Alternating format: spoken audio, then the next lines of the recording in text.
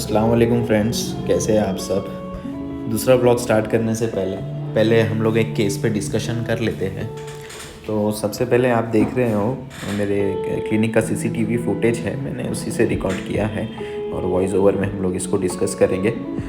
तो सबसे पहले पेशेंट का रिलेटिव हमें एकदम पैनिक होकर बुलाने आता है कि डॉक्टर साहब देख लो क्या हुआ है पेशेंट को हमारे। तो फर्स्ट ऑफ ऑल उसको पैनिक देखकर हम पैनिक नहीं होना चाहिए, बिकॉज़ वो बहुत ज़्यादा असर डालता है हमारे पेशेंट के अटेंड करने पर। पेशेंट जब हम लोग अटेंड करते हैं उस पर बहुत इफ़ेक्ट होता है अगर हम लोग पैनिक हो जाते हैं, घबरा जाते हैं। तो जो भी न्यू कमर्स है वो इस वीडियो को ज़रूर देखें और इन्फॉर्मेटिव भी है। तो हम लोग कुछ पॉइंट्स के ज़रिए हम लोग डेथ डिक्लेरेशन कैसा कर सकते हैं ये हम लोग डिस्कस करेंगे। तो सबसे पहला पॉइंट ये है कि पेशेंट हमारे पास जब लेकर आते हैं, पेशेंट को जब लेकर आते हैं रिलेटिव्स, तो बहुत सारा क्राउड देख रहे हो आप, तो ये क्राउड देख के हमें पैनिक नहीं होना है। सबसे पहला पॉइंट तो ये है, अगर पैनिक हो गए तो समझो अफेक्ट पड़ेगा।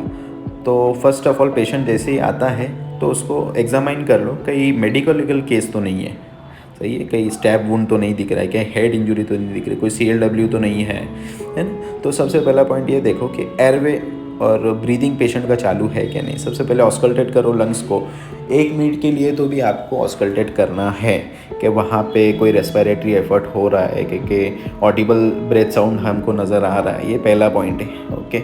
और सेकेंड पॉइंट उसका ये है कि सर्कुलेशन है।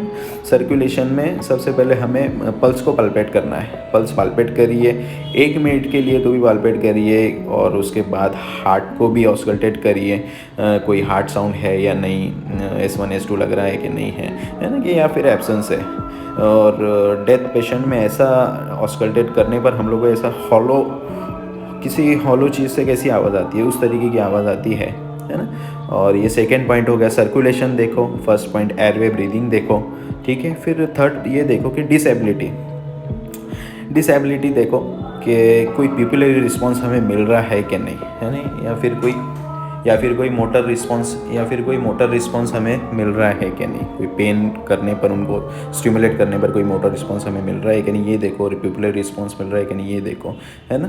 तो अगर 5 मिनट भी हो गए कार्डियो रेस्पिरेटरी अरेस्ट को, है ना, तो प्यूपिल्स हमारे डायलेट हो जाते हैं, फिक्स्ड हो जाते हैं, प्यूपिल्स डायलेट हो जाते हैं, फिक्स्ड हो जाते हैं और कोई रिस्पॉन्स नहीं देते।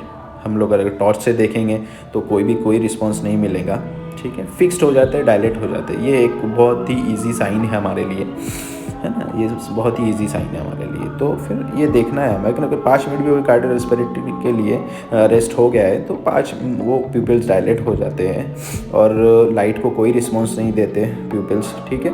और पेनफुल स्टिमुलेशन भी करेंगे तो उस पर भी कोई रिस्पॉन्स नहीं मिलता है। पेनफुल स्टिमुलेशन मतलब सुप्रा ऑर्बिटल जो प्रेशर, सुप्रा ऑर्बिटल पे हम लोग जो प्रेशर डालते हैं उस पर भी कोई रिस्पॉन्स नहीं मिलेगा, कोई भी मोटर रिस्पॉन्स नहीं मिलेगा, ठीक है।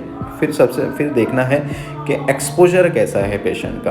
एक्सपोजर कैसा है, तो एक्सपोजर में ऐसा देखना है कि भाई जो भी पेशेंट के जो पेरिफेरीज होते हैं, अपर पेरिफेरीज, लोअर पेरिफेरीज, सब अपनों को कोल्ड लगेंगे, है ना, कोल्ड लगेंगे हाथ लगाने पर। तो दैट मीन्स हाँ, डिपेंड ऑन के कितने टाइम बाद पेशेंट अपने पास आता है, कितने टाइम बाद हम उन पेशेंट के पास जाते हैं, असेसमेंट कब हो रहा है, ओके। तो ये चीज़ें ध्यान में रखनी है और डेथ डिक्लेयर करना है, ठीक है, क्योंकि ये पेशेंट को एक्सेप्ट करना बहुत मुश्किल जाता है जब हम लोग तो डेथ डिक्लेयर करते हैं, ठीक है। तो डोंट गेट पैनिक और हमेशा अपने डिसीजन पे अटल रहिए। तो यू शुड नॉट, हाँ ऐसा हो सकता है, वैसा हो सकता है, ऐसा बिल्कुल भी वर्ड्स इस्तेमाल नहीं करना है। तो एकदम हार्श वर्ड्स में आपको या फिर स्ट्रिक्ट वर्ड्स में आपको बोलना है, यस पेशेंट इज़ नो मोर, ठीक है, हाँ। और अगर आपको थोड़ा भी चांसेस लग रहा है तो जैसे ही पेशेंट आता है, लिम्स पेरिफेरीज अगर हॉट है तो गिव हिम CPR देके देखो। इफ़ अगर नज़दीकी कोई इंटेंसिव केयर है तो वहाँ शिफ्ट करो पेशेंट। अगर लिम्स हॉट है, थोड़े भी चांसेस लगे पीपल्स डायलेट नहीं है, okay. So keep in mind all this points. चारों पॉइंट ध्यान में रखने हैं, airway, circulation, disability and exposure, fine. I think so वो उतना काफ़ी होता है एक डेथ डिक्लेरेशन के लिए, फाइन। वीडियो एंड तक देख लीजिए, उसके बाद हम लोग व्लॉगिंग के लिए स्टार्ट करेंगे, ठीक है। Thank you.